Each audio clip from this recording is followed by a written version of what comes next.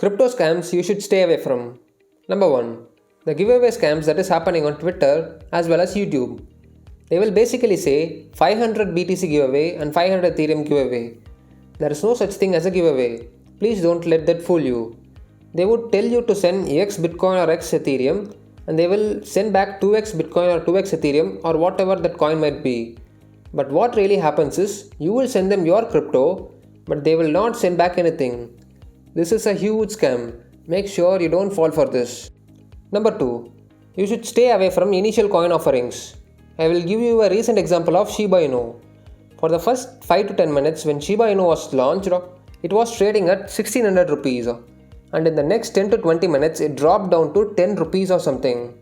And right now it is trading for 0.0002 rupees.